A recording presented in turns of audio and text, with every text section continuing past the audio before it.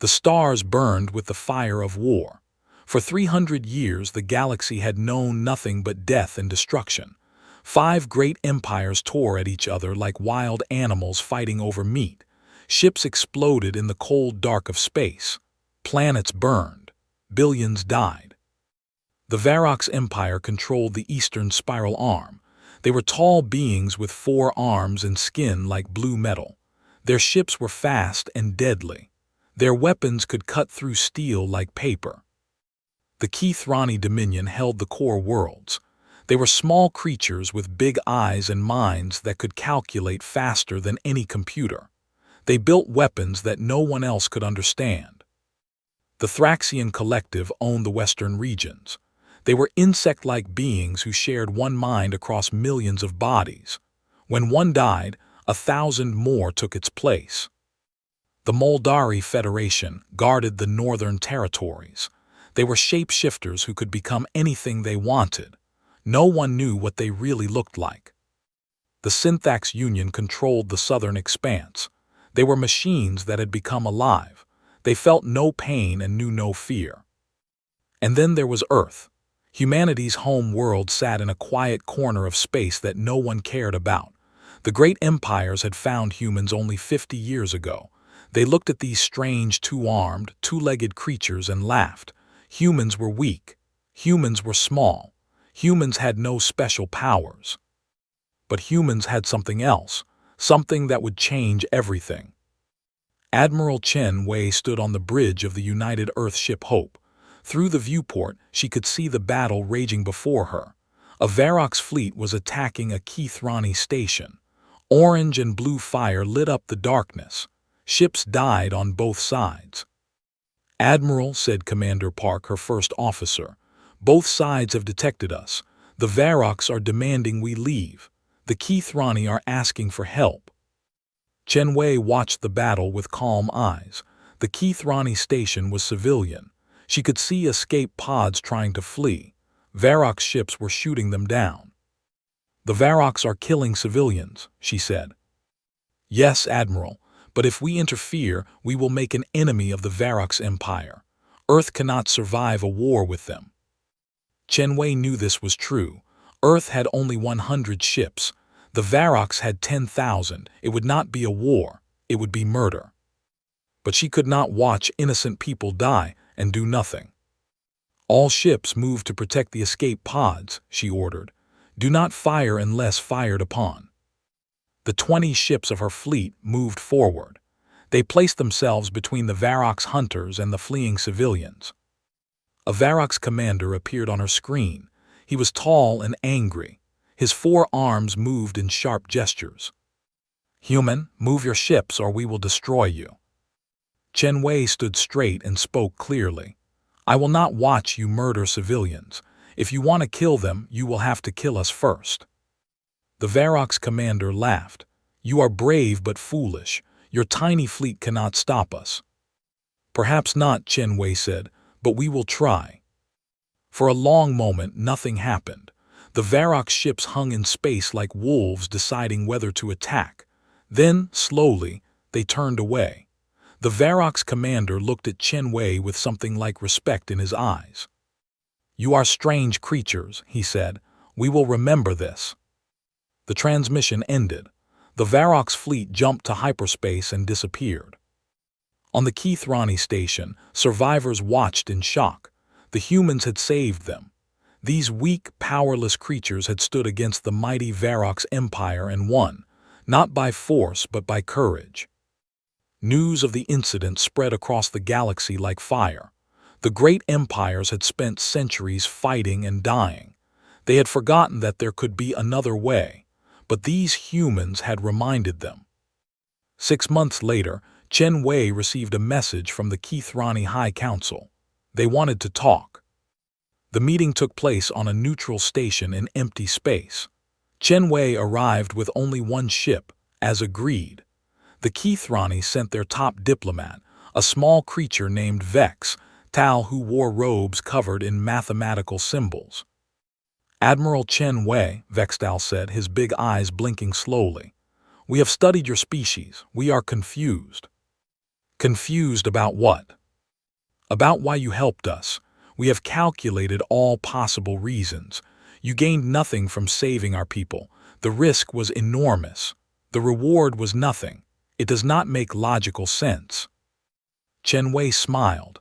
We helped because it was the right thing to do. Vextal's eyes blinked faster. The right thing? I do not understand this concept. We saw innocent people dying. We could help, so we did. We did not think about profit or loss. We just acted. The Keithrani diplomat was silent for a long time. Finally, he spoke again. In 300 years of war, no species has ever helped another without expecting something in return. Your way of thinking is new. On Earth, we have a saying, Chen Wei said. Do unto others as you would have them do unto you. A fascinating principle. If all species followed this rule, the war would end. Vextal looked at her with sudden understanding. You believe peace is possible. I believe anything is possible if we choose to make it so. The Keithrani diplomat stood up. Admiral, I must return to my people. We have much to discuss. 3 months after that meeting, the Keithrani Dominion did something that shocked the galaxy. They asked Earth to help negotiate a peace treaty with the Varrox Empire. The war between them had lasted 150 years. Millions had died. Neither side trusted the other. But they both trusted the humans.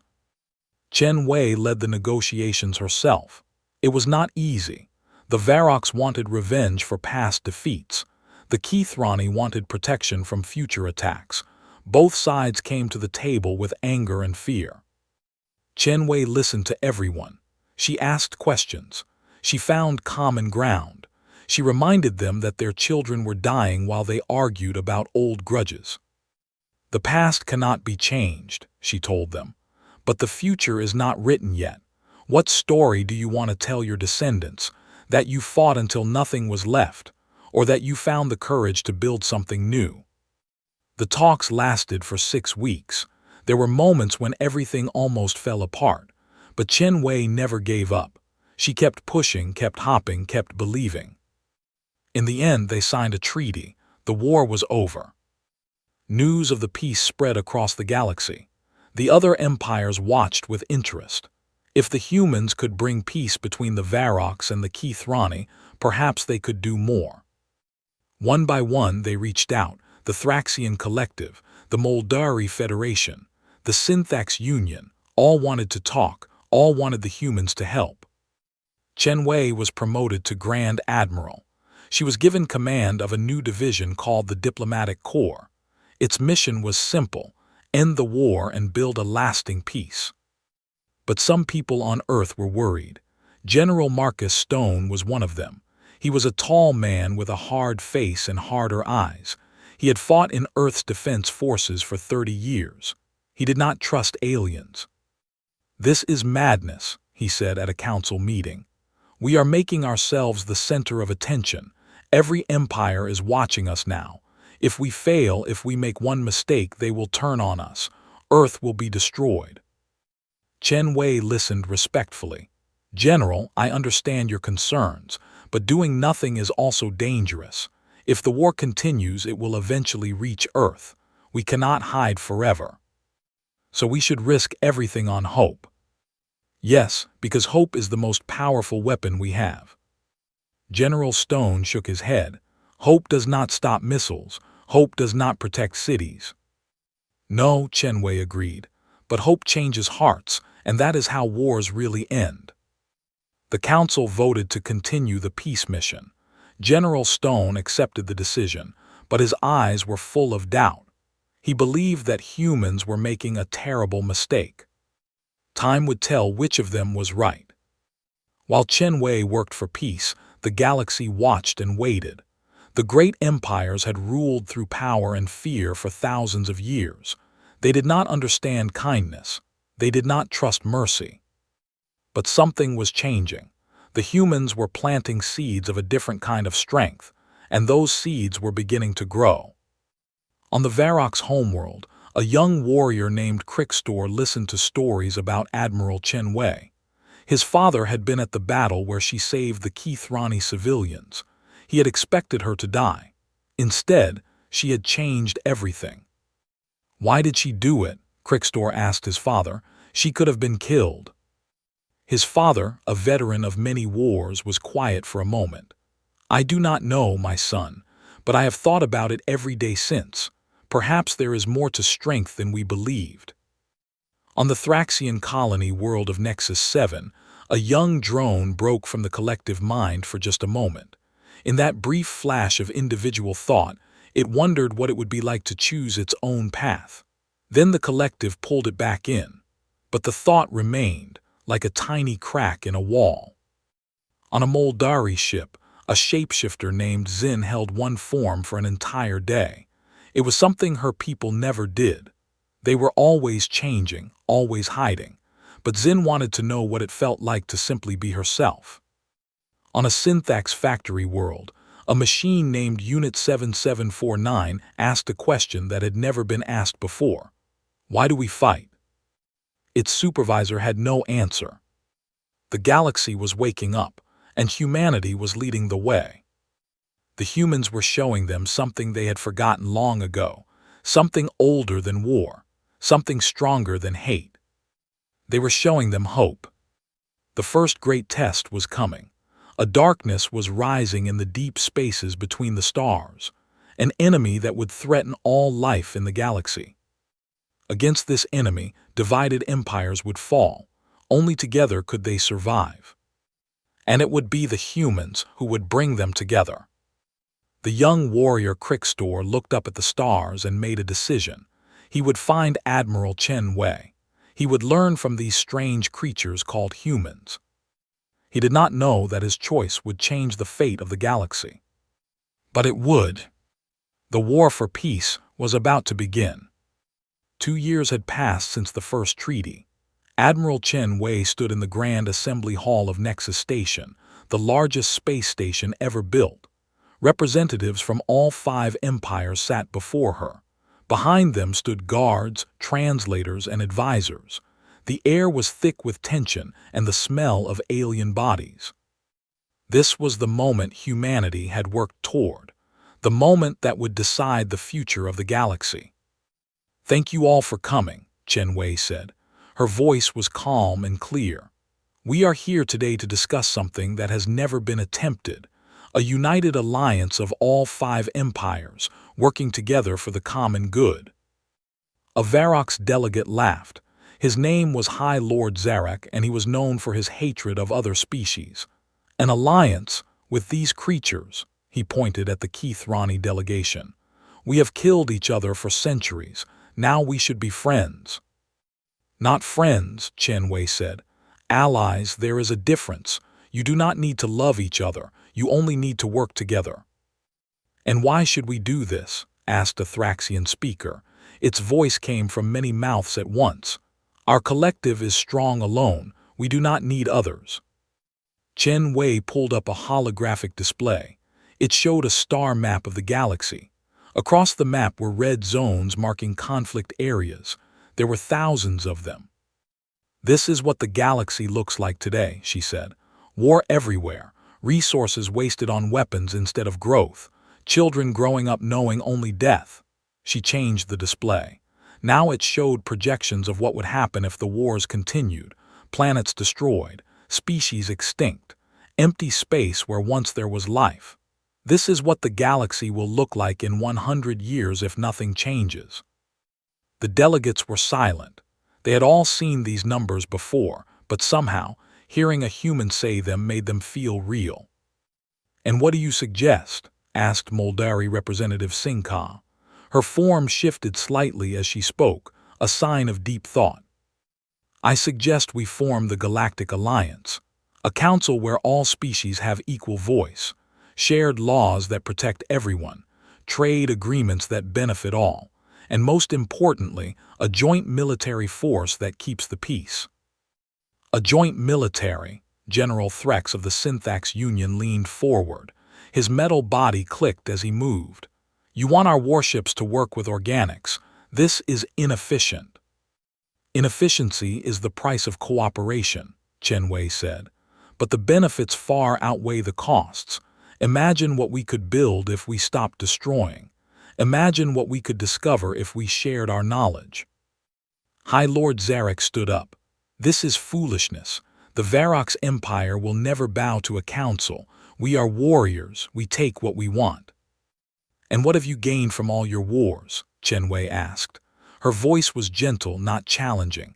More territory, you cannot hold it. More resources, they are spent on more weapons. More glory, your people are tired and dying. Zarek's 4 arms trembled with anger. You dare speak to me this way? You, from a species that barely left your planet 50 years ago. I speak truth, Chen Wei said. That is all I have ever done. The hall fell silent. Every eye was on Zarek and Chen Wei. The Varrock's lord was twice her size, 4 times her strength. He could kill her with one blow. But Chen Wei did not step back. She stood tall and looked him in the eyes. Something strange happened then. Zarek's anger seemed to fade. He sat down slowly, his body relaxing. You have courage, human. I will give you that. From the back of the Varrock's delegation, a young warrior stepped forward. It was Crickstor, the one who had come to learn from humanity. He had risen quickly through the ranks because of his new way of thinking. My lord, Crickstor said, may I speak? Zarek waved his permission. I have spent time among the humans, Crickstor said. I have learned their ways. They are strange to us, but they are not weak. They see strength in ways we do not understand. Perhaps we should listen. Zarek looked at his young officer for a long time. Then he turned back to Chen Wei. Tell me more about this alliance. The talks continued for 3 days. There were arguments, walkouts, and moments when everything seemed ready to collapse. But Chen Wei never lost hope. She kept finding ways to bring them back together. On the 4th day, they signed the founding documents of the Galactic Alliance. It was not perfect. There were many compromises. Some species got more than they wanted, others got less. But it was a beginning. As the delegates prepared to leave, Crickstor approached Chen Wei. Admiral, I want to thank you. For what? For showing us another way. My people have been warriors for so long, we forgot we could be anything else. You reminded us. Chen Wei smiled. Your people are still warriors, Crickstor. You are just choosing your battles more wisely now. The young Varrock thought about this. Yes, perhaps that is true. The alliance began its work slowly. There were many problems to solve. Trade routes had to be established. Laws had to be written. Disputes had to be settled. Chen Wei was chosen as the first alliance coordinator. It was not a position of power in the traditional sense. She could not give orders or command armies, but she could guide, suggest, and inspire. And that turned out to be more powerful than any weapon. Under her leadership, the alliance built its first joint space station. Ships from all 5 empires worked side by side. At first, there was tension. Varrock soldiers did not like working with Keithrani engineers. Thraxian drones confused the Moldari shapeshifters. Synthax units had trouble understanding organic emotions. But slowly they learned. They learned each other's languages and customs. They learned each other's jokes and songs. They learned that despite all their differences, they had more in common than they thought. General Stone came to visit the station one day. He walked through the corridors, watching aliens and humans work together. His face was unreadable. You were right, he said finally, standing beside Chen Wei. I did not believe it was possible, but here it is. You were not wrong to be careful, Chen Wei said. The risk was real, it still is, but look at what we have built. Stone nodded slowly. I spent my whole life preparing for war. I do not know how to live in peace. You learned, Chen Wei said, just like everyone else. The general watched a Varrock's warrior help a human child find her parents. The warrior was surprisingly gentle for such a large creature. Maybe I am too old to learn new tricks, Stone said. No one is too old, Chen Wei replied. The willingness to learn is the first step. News of the alliance spread throughout the galaxy. Many were hopeful, others were afraid. Change was coming, and change was always frightening. But in the darkness between the stars, something watched, something old and terrible. It had been sleeping for 1,000,000 years, and now it was waking up. The first warning came from a remote outpost near the galactic edge. A syntax monitoring station detected something strange, energy readings unlike anything they had ever seen. Unit 7749, the machine that had once asked why they fight, was stationed at the outpost.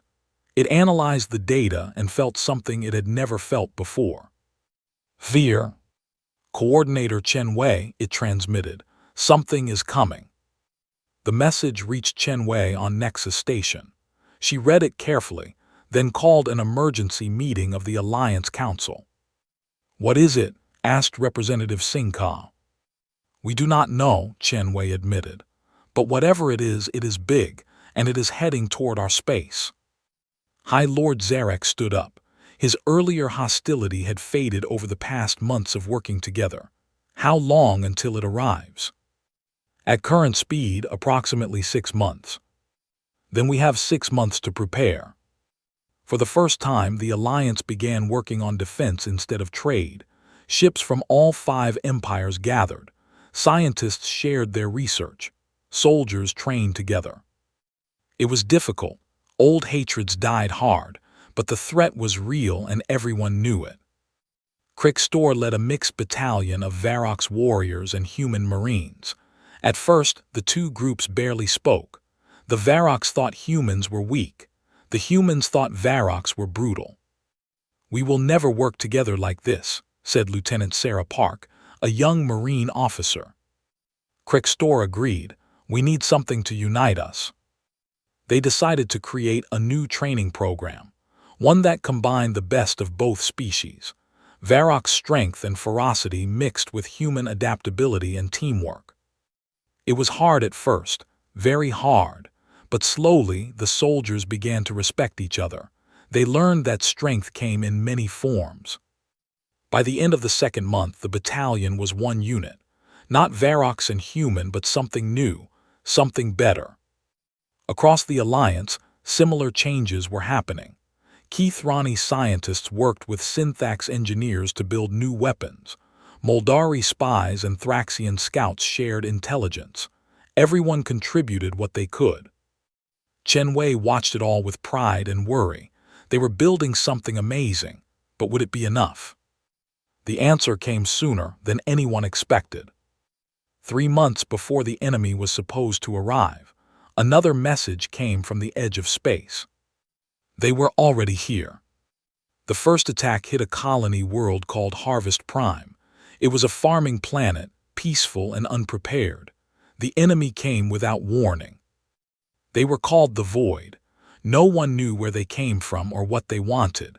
They were like shadows given form. They consumed everything they touched, turning living matter into more of themselves. Within hours, Harvest Prime was gone. 3 million people erased.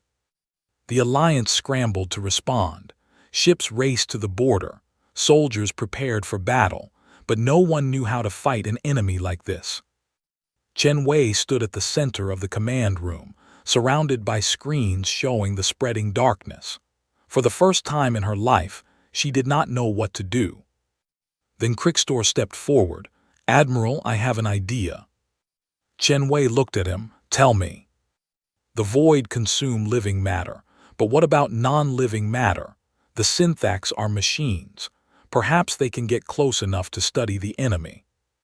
It was a desperate plan, but it was a plan. General Threx of the Synthax Union stepped forward. "I will lead the mission myself." "You could be destroyed," Chen Wei said. "I am a machine. I can be rebuilt, but information cannot. If I can learn how to stop the Void, my sacrifice will have meaning." Chen Wei wanted to argue, but she knew he was right. This was what the Alliance was about, sacrifice for the greater good. "Go," she said, "and come back if you can." General Threx and his team flew into the darkness. For 6 hours there was no communication. Then, finally, a signal. "I have found something," Threx reported. "The Void have a weakness. They cannot exist in certain energy frequencies. If we can generate enough power at the right wavelength, we can destroy them. Can you return with the data?" There was a long pause. "Negative. The Void are aware of me now. I am surrounded. But I am transmitting everything I have learned. Use it well." The transmission ended. General Threx was gone. But his sacrifice was not wasted. The Alliance scientists used his data to build a new weapon. They called it the Light of Hope. It would take months to build enough generators to protect all Alliance space, but at least now they had a chance. Chen Wei stood on the observation deck of Nexus Station and looked out at the stars. Somewhere out there, the Void were waiting, but here something else was being born. An alliance of all species working together, different but united, weak alone but strong together. This was what humanity had given the galaxy, not weapons or technology but a way of being, a choice to stand together instead of alone. The war against the Void would be long and hard, many would die, but Chen Wei believed they would win, because for the first time in history the galaxy was fighting as one. And together they were unstoppable. The battle line stretched across 3 star systems. Alliance ships from all 5 empires formed a wall of metal and fire against the advancing Void. Admiral Chen Wei watched from the command ship Unity, the flagship of the combined fleet.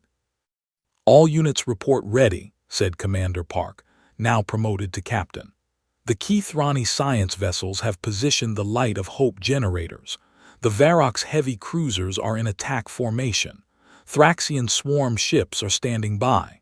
Moldari stealth craft have surrounded the main Void concentration." Chen Wei nodded. "And our human ships?" "Leading the center line, as requested." It had been Chen Wei's idea. Human ships were not the strongest or the fastest, but they would lead the charge. It was a symbol, a statement to the entire alliance. "We are in this together. We will not ask others to die for us. Begin the operation." The fleet moved forward. Light of Hope generators powered up, creating a barrier of energy that pushed back the Void. The shadow creatures screamed without sound, their forms dissolving where the light touched them. But the Void were many.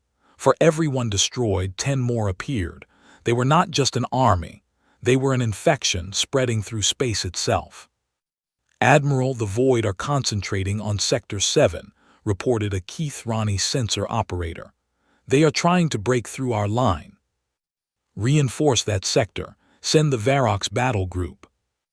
High Lord Zarek's voice crackled over the communication channel. "We are moving now. Let these shadow creatures taste Varrock's steel." His ships plunged into the heart of the Void concentration. They fought with the fury of warriors who had finally found a worthy enemy, but even Varrock's courage could not stop the endless tide.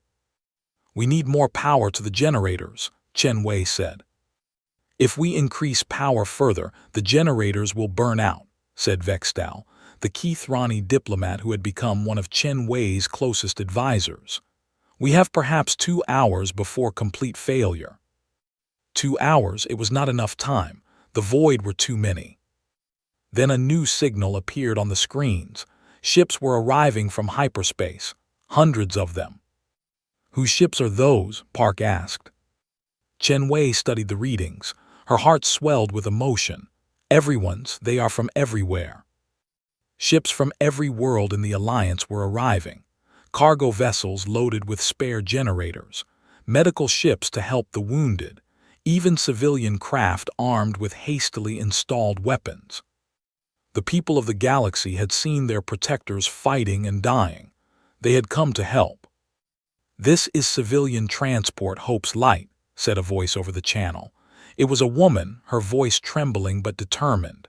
"We have 3 Light of Hope generators on board. Where do you need us?" "This is mining vessel Iron Fist," said another voice, deep and gruff. "We may be slow, but we hit hard. Point us at the enemy." "This is Keithrani Science Academy Ship Enlightenment. Our students have developed improvements to the Light of Hope technology. We are ready to implement them. Hundreds of voices, hundreds of ships, all coming to fight for their homes, their families, their future. Chen Wei felt tears on her face. She did not try to hide them. All ships, this is Admiral Chen Wei. Thank you all. Form up on the main fleet. Let us show the void what the galaxy can do when it stands together. The reinforced fleet pushed forward. The new generators were deployed.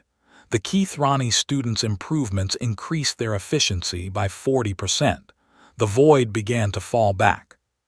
But the battle was not over. At the center of the void mass, something new was forming, something huge.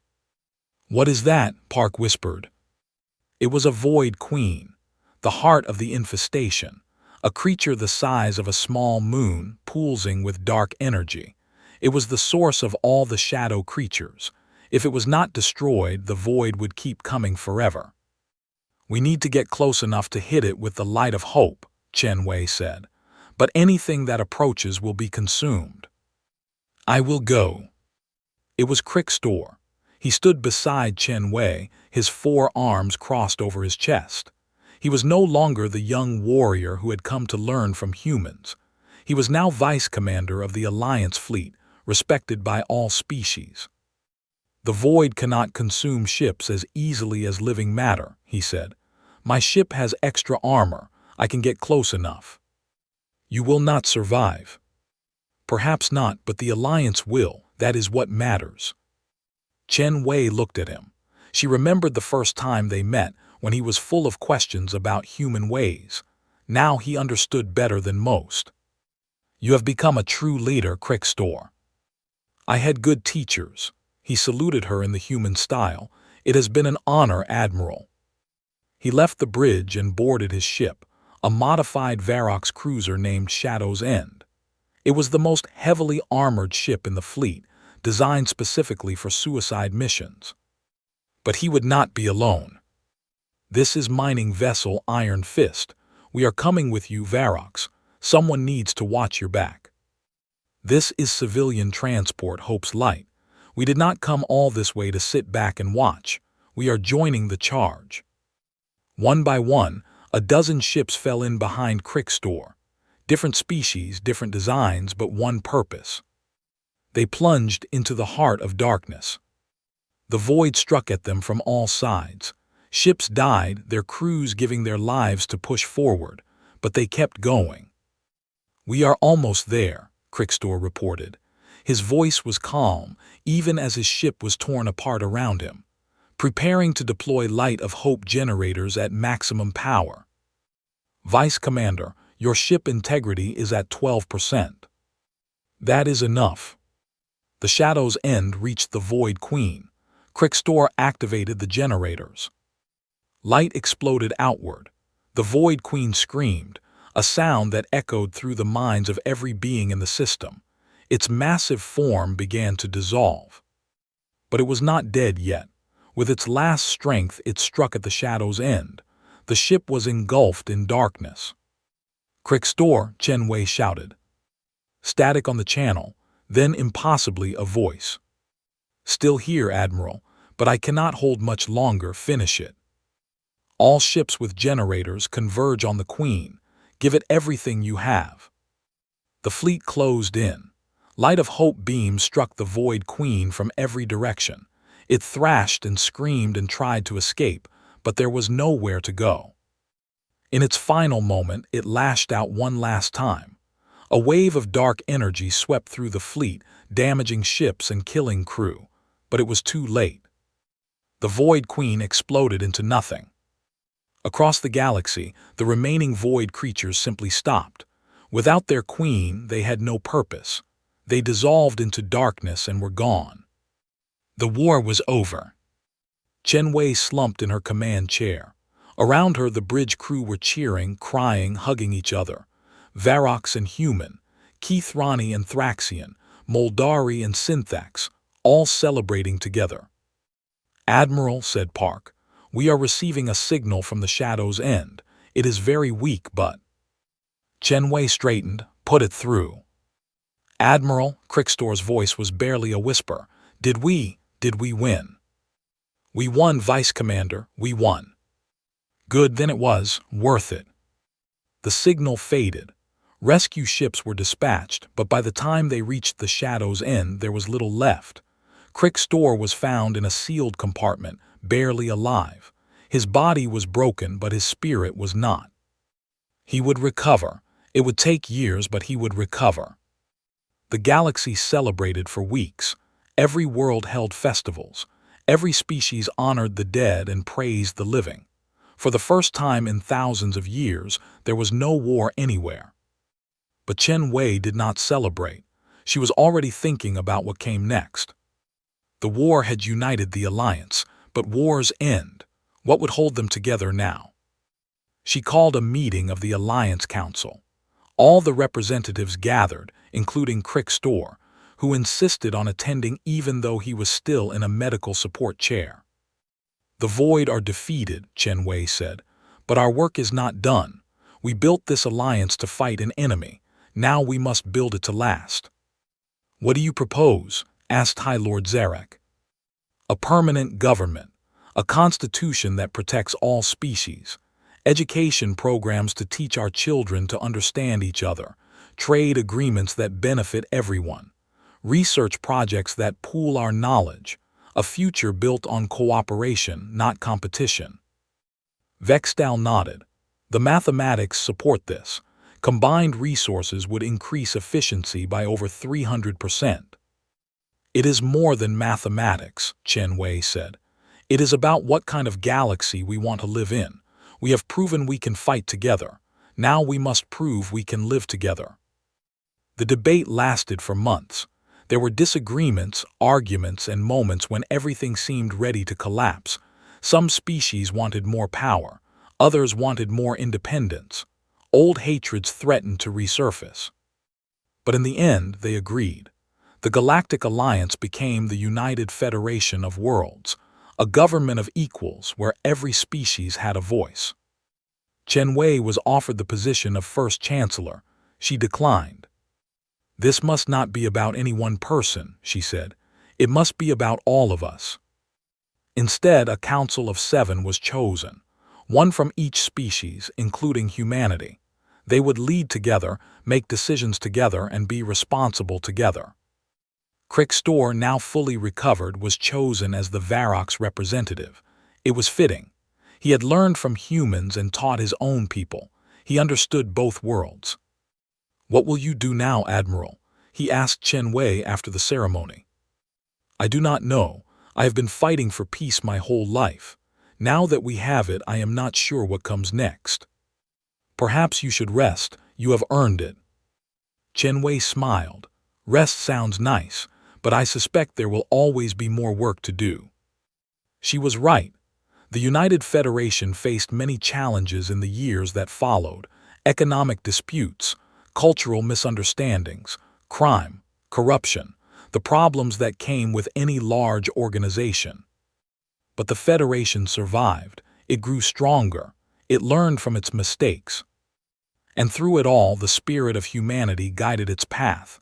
Not the humans themselves, but what they represented: hope, courage, the belief that different beings could live together in peace.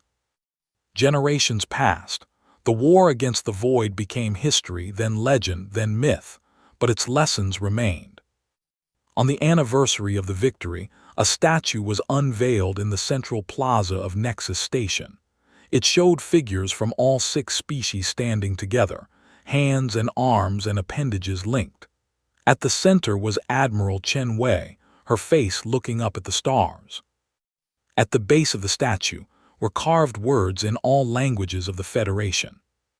"Together we stand. Together we rise. Together we are eternal." The war had ended. The peace had begun.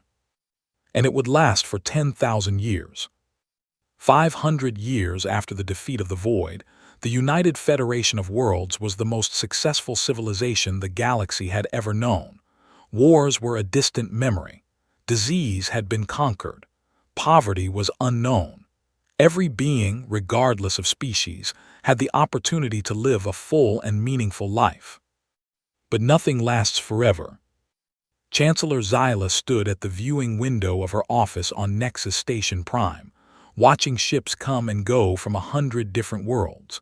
She was the 47th Chancellor of the Federation, a Moldari who had chosen a fixed form for her time in office. It was a statement of stability in uncertain times. And times were becoming uncertain. "The report from the outer territories is troubling," said her advisor, a young human named James Chen. He was a distant descendant of Admiral Chen Wei, though few people knew that. He did not trade on his ancestor's name. "What does it say?" "Discontent is growing. Some worlds believe the Federation has become too centralized.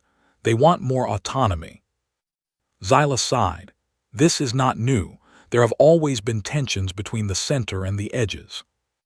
"Yes, but it is worse now.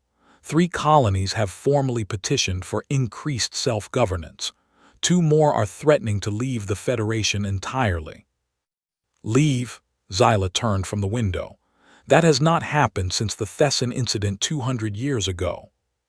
"The Thesson incident was resolved peacefully. I am not certain this will be." The Chancellor studied her young advisor. He was talented and dedicated, but sometimes he was too pessimistic. Or perhaps she was too optimistic. "What do you recommend?" "We should send a diplomatic mission, someone who can listen to their concerns and find a compromise." "And who would you suggest?" James hesitated. "There is someone, a professor at the academy. She specializes in conflict resolution. Her name is Elena Park." Zyla raised an eyebrow. "Park, another descendant of the old heroes." "Yes, Chancellor, but she has earned her position on her own merit. Her work on the Varrock-Thrani reconciliation project was remarkable." "Very well, send her, but tell her to move quickly. I do not want this situation to get worse." Elena Park was not what most people expected. She was small and quiet, with gray hair that she never bothered to style. She dressed simply and spoke softly. On first meeting, no one would guess she was one of the most skilled negotiators in the Federation.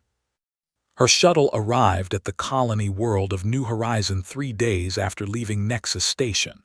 New Horizon was a human-majority world, which surprised many people. Humanity had been the driving force behind the Federation. Why would a human world want to leave? Elena understood better than most. The Federation had been built on human principles, yes, but those principles had evolved over 500 years. What the Federation was now was not necessarily what humans had imagined. The colony governor, a large man named Marcus Stone VII, met her at the spaceport. His family had produced many military leaders over the centuries, though there had been little need for soldiers in recent times. "Professor Park," he said, his voice formal, "welcome to New Horizon." "Thank you, Governor. I appreciate you meeting me personally. I wanted to make sure you understand our position before you draw any conclusions." They walked together through the spaceport. Elena noticed that the buildings were decorated with symbols of old Earth. Flags, emblems, images of places that no longer existed. It was a statement of identity. "Your world seems very connected to its human heritage," Elena observed. "We believe in remembering where we came from." "Is that why you want to leave the Federation, to return to human roots?" Stone stopped walking. He looked at Elena with sharp eyes. "We do not want to leave the Federation, Professor. We want to reform it." "Reform it how?" "The Federation was created to unite different species against a common enemy, but the enemy is gone. What is left is a bureaucracy that treats every world the same, regardless of their needs. Thrani worlds get the same resources as Varrock's worlds, even though their populations and requirements are completely different. That is the principle of equality. Equality of opportunity, not equality of outcome. The original Federation understood this. The current Federation has forgotten." They reached a meeting hall where a dozen representatives waited. They were not all human. Elena saw Varox, Keithrani, and Moldari among them. This was not a human rebellion. It was a regional one. "Please, Professor," Stone said. "Sit, listen, try to understand." Elena sat, she listened, she asked questions. The representatives spoke for hours. They described inefficient systems, rules that made no sense for their situation, resources that were diverted to the core worlds while the outer territories struggled. They were not angry exactly. They were frustrated. They felt ignored. Elena took notes and said little. When the meeting ended, she thanked everyone for their honesty. "What will you tell the Chancellor?" Stone asked. "I will tell her the truth, that you have legitimate concerns, that the Federation needs to listen."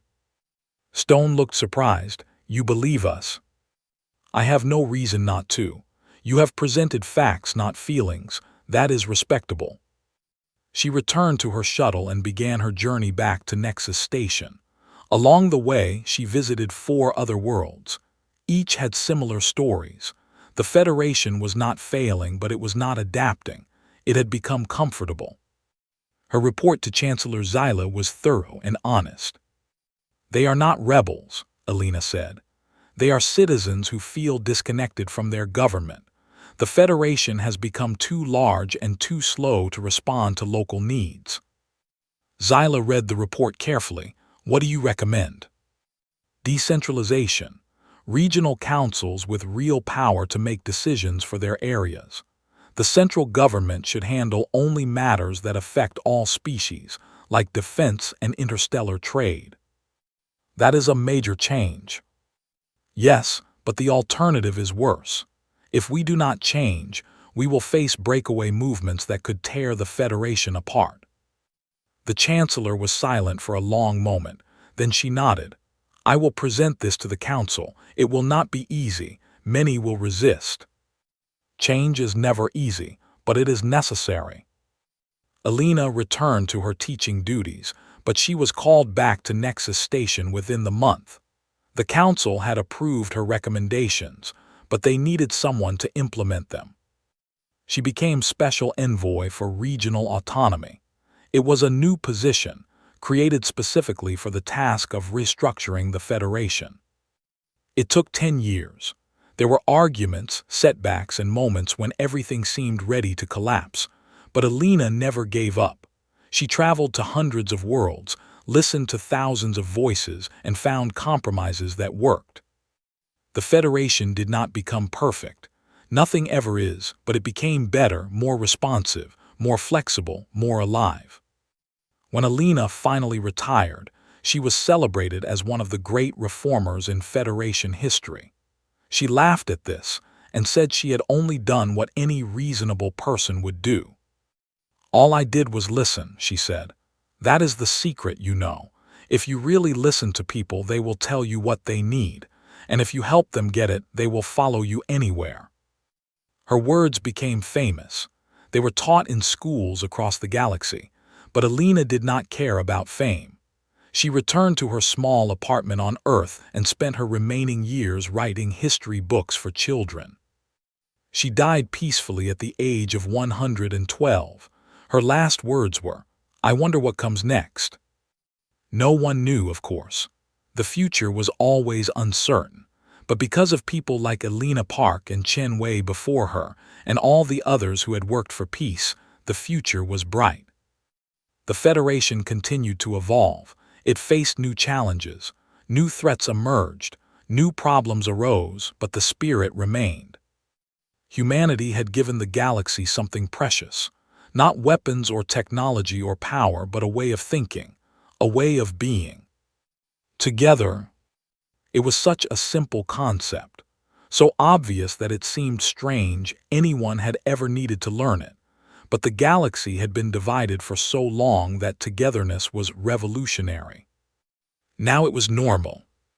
On the 1000th anniversary of the Federation, a celebration was held on every world. Beings of all species gathered to remember the past and dream of the future.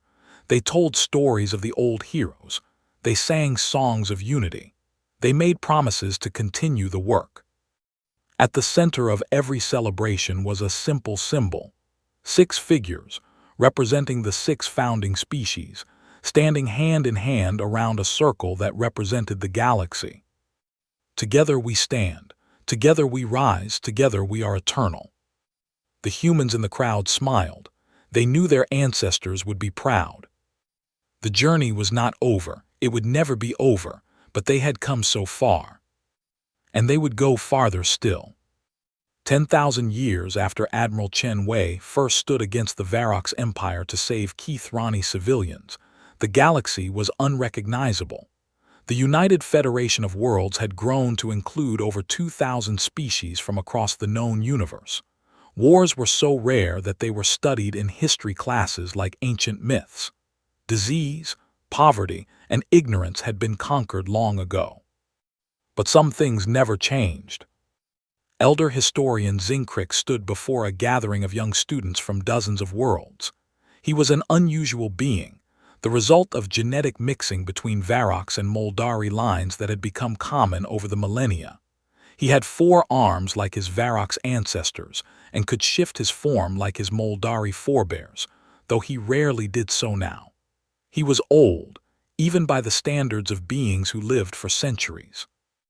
Today, he said, we discuss the most important question in history. Why did it work? A young student raised her tentacle. She was from a species that had joined the Federation only 200 years ago. Why did what work, Elder? The Federation, the Alliance, the peace, all of it. Zinkrix gestured at the world around them, the gleaming towers and peaceful gardens of the Academy world. For millions of years, intelligent species fought each other. War was the natural state of the galaxy, and then suddenly it stopped. Why? The students looked at each other, uncertain. They had all learned the history. They knew about Chen Wei and Crickstor and Alina Park and all the other heroes, but that did not answer the question. A small being with large eyes spoke up. He was descended from Keithrani ancestors. Because the void threatened everyone, the enemy forced them to unite. That is partially true, Zinkrix said, but the void were defeated thousands of years ago. Why did the unity last?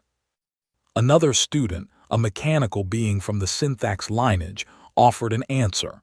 Because the structures they built were efficient, the Federation maximized resource allocation. Also true, but many efficient systems have failed. Efficiency alone does not explain it. A human student in the back of the room raised her hand. She had dark hair and kind eyes. Because of the humans. Zinkrix smiled. It was an expression he had learned from his human friends over the years. Tell me more. The humans gave everyone something to believe in. They showed that species could work together, that differences did not have to mean conflict. They led by example. And why did the humans believe this? The student thought carefully. I do not know, it seems like it should have been obvious. Why did no one else see it? Zinkrix nodded. That is the right question, and it is the one we have been trying to answer for 10,000 years. He walked slowly around the circle of students, his 4 arms clasped behind his back. I have studied the old records. I have read the journals of Chen Wei, the memoirs of Crickstor, the letters of Alina Park. I have spoken with beings who knew them or who knew beings who knew them, and I believe I understand. He stopped and looked at each student in turn. The humans were young. They had only been in space for a short time before they met the other species. They had not yet learned that cooperation was impossible. They still believed it could work. So it was ignorance, asked the Keithrani descendant. No, it was hope. The humans had suffered greatly on their home world. Wars, plagues, disasters, but they kept going. They kept believing that tomorrow could be better than today. That belief was so strong it became their defining trait. Zinkrix pulled up a hologram showing the original 6 species of the Alliance. The Varrox believed in strength. The Keithrani believed in knowledge. The Thraxians believed in unity of mind. The Moldari believed in adaptation. The Synthax believed in perfection. And the humans believed in possibility. Possibility, The possibility that things could change. The possibility that enemies could become friends. The possibility that the universe was not fixed, that it could be shaped by will and effort and hope. He dismissed the hologram. That is what the humans gave us, not technology or wealth or power. They gave us the belief that we could be better, and because we believed it, we became it. A silence fell over the students. They were young, most of them. They had grown up in a galaxy of peace and plenty. They had never known war or want. The struggles of the past seemed like stories from another universe. "Why are you telling us this, Elder?" asked the human student. Zinkrix looked at her. "Because nothing lasts forever. The Federation will face new challenges. New threats will emerge. New problems will arise. And when they do, you will need to remember why we built this in the first place." "What challenges?" "I do not know. That is the nature of the future. But I do know this. The same principles that built the Federation can sustain it. Hope, cooperation, the willingness to see others as partners rather than enemies." He walked to the window and looked out at the city below. Beings from 100 species walked together in the streets, laughing and talking and living their lives. It was beautiful. "Someday you will be the leaders," he said. "You will face decisions that seem impossible. You will be tempted to choose fear over hope, division over unity, power over partnership. In those moments, remember the humans. Remember what they taught us." The class ended and the students filed out. Most of them would go on to ordinary lives, becoming teachers and engineers and artists. A few would become leaders. One or two might change history. Zinkrix stayed at the window until the sun set. He was very old now. He had lived long enough to see the Federation grow and change and grow again. He had known heroes and villains, saints and sinners. He had seen the best and worst of every species. And he still had hope. A knock came at his door. He turned to see a young woman standing in the entrance. She was the human student from his class. "Elder, may I ask you a question?" "Of course." She stepped into the room, her eyes serious. "Do you really believe the Federation will last?" Zinkrix considered the question. "I believe it will last as long as we want it to. That is the secret. Peace is not a destination. It is a choice. Every day, every being in the Federation chooses whether to cooperate or compete, to trust or fear, to hope or despair. As long as most of us choose hope, the Federation will survive. And if we stop choosing hope, then we will fall, as every civilization before us has fallen. But that is not a reason for despair. It is a reason to work harder, to teach the next generation, to plant seeds for trees we will never see." The young woman nodded slowly. "My name is Maya Chen," she said. "I am descended from Admiral Chen Wei." Zinkrix was not surprised. He had recognized something in her from the first moment. The same quiet strength, the same clear eyes. "I know," he said. "I have been waiting for you." "Waiting." "There is a prophecy among my people. It is probably nonsense, but I have always liked it. It says that, when the galaxy faces its greatest challenge, a descendant of Chen Wei will rise to lead us." Maya looked troubled. "I am just a student. I do not want to lead anyone." "Neither did your ancestor, but she did what needed to be done, and so will you when the time comes." "What if I fail?" Zinkrix put a hand on her shoulder. "Then you will have failed while trying. That is all anyone can ask, but I do not think you will fail. The same blood that ran through Chen Wei runs through you. The same hope that saved the galaxy lives in your heart." Maya was silent for a long moment. Then she stood straighter, her jaw set. "I will try," she said. "That is all I ask." She left and Zinkrix returned to the window. The stars were coming out, billions of lights against the endless dark. Somewhere out there, new challenges were forming. New threats were rising. The future was uncertain. But it had always been uncertain. That was the nature of existence. The question was not whether challenges would come, but how they would be met. The Federation would meet them with hope, with courage, with the same spirit that had transformed an interstellar war into a lasting alliance. Because that was what humanity had taught the galaxy. That was their greatest gift. Not weapons or technology, not wealth or power. Hope. The elder smiled and closed his eyes. He would sleep now.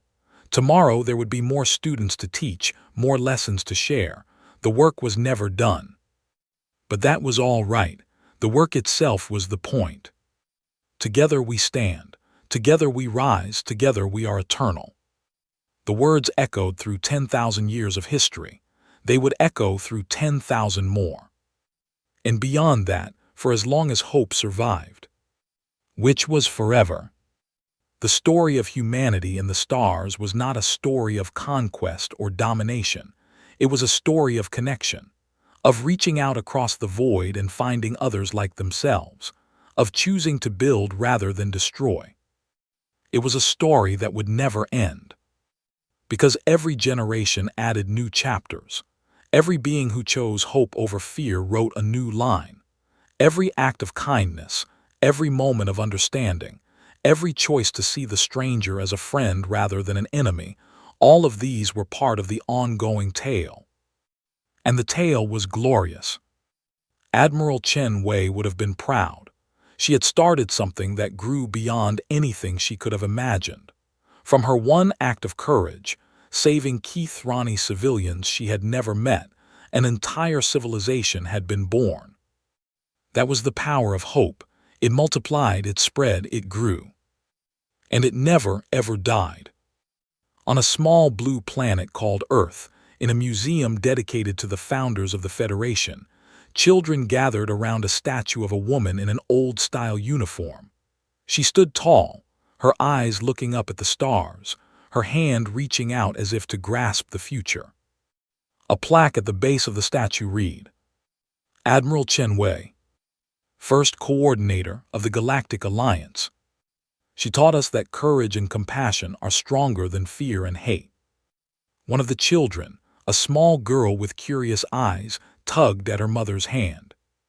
Who was she? She was the first, her mother said. She showed us the way. The way to what? Her mother smiled and knelt down to look into her daughter's eyes. The way to each other.